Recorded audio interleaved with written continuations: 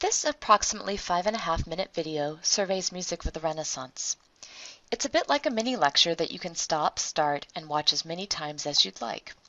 Make sure that you also do the assigned reading and listening, and as always, contact me via email or phone if you have any questions. Before we talk about music of the Renaissance, it is important to understand what we mean by Renaissance. The term Renaissance means rebirth, and it was first applied to the 15th and 16th centuries by a 19th century French historian.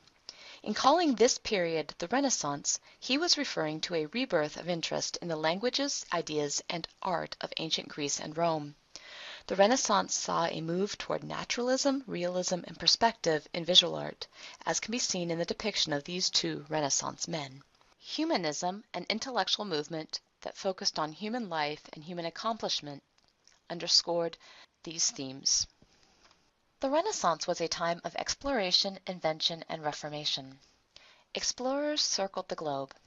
From the upper left-hand corner of the top image, you see Christopher Columbus, Amerigo Vespucci, Ferdinand Magellan, and Francisco Pizarro.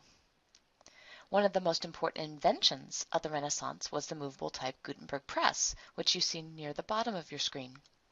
Movable type presses led to more affordable and widely produced books and music.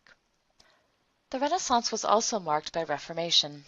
In the early 16th century, the excommunicated Catholic monk Martin Luther translated the New Testament into German and launched the Protestant Reformation. Elsewhere in Europe, in 1534, Henry VIII of England split with Rome over his divorce and founded the Church of England. The Church of England offered worship services in the English language. These events all occurred between 1450 and 1600. The dates we use to outline the musical Renaissance. During the Renaissance, music continued to be important in the church and at royal courts. More and more music entered the lives of the growing merchant or middle classes. Music was increasingly considered an ability of the well-educated individual. Finally, music was increasingly understood as able to express in specific and special ways the texts that it set.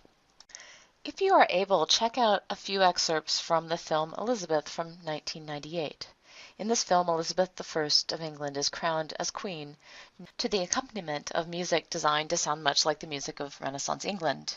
Check out the coronation scene and the party scene, and also you can check out a scene closer to the end of the film which uses real Renaissance instruments. In this scene, you'll see and hear flutes, recorders, shawms, a lute, and trumpets. This slide lists the most common musical characteristics of Renaissance music. I'd encourage you to pause this presentation and write them down, and then also to use your book so that you understand what each of them means. As always, see me when you have questions. Sacred music is music for the worship of God. In the Renaissance, the most important type of English language sacred music was the anthem. In other languages and in Catholic worship, the anthem was called a motet. The anthem, Sing Joyfully to God, from around 1600, the end of our Renaissance, was written by English composer William Byrd. Although a Catholic, William Byrd composed many anthems for worship in the Church of England. As you listen to Byrd's anthem, Sing Joyfully unto God, with the listening guide in your textbook, listen for its predominantly imitative polyphonic texture and for its word painting. Listen in particular for its setting of the words, Blow the trumpet in the new moon. Byrd writes music for voices that imitates the sound of a brass or trumpet fanfare at this point. The most important type of secular music from the Renaissance was the madrigal. A musical madrigal is a composition for 4 to 7 voices that is set to a short poem, usually about love. Madrigals typically feature homophonic and polyphonic textures, unusual harmonies, and lots of word painting. Madrigals were sung by musical amateurs like those depicted in the idealized painting of 4 Renaissance individuals on your screen. Note that each person has his or her own music. The madrigal originated in Italy. An early madrigal is El Grillo, or The Cricket, by Josquin des Prez. Josquin des Prez was one of the most important and famous composers of the Renaissance. This madrigal describes how the cricket can hold out long notes and sing for a long time, especially to accompany scenes of love. Do listen to it with the listening guide in your textbook. Eventually, the madrigal made its way to England, and English composers such as Thomas Wilkes started writing madrigals using English language poems. Even today, you can hear madrigals performed at Renaissance fairs and madrigal dinners.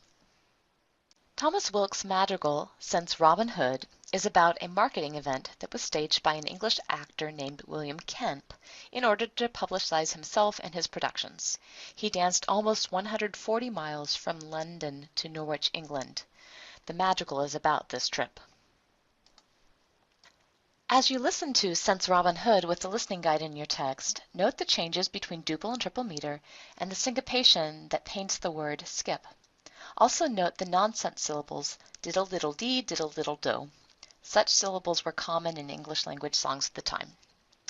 This slide concludes your video about music of the Renaissance. Be sure to let me know if you have any questions.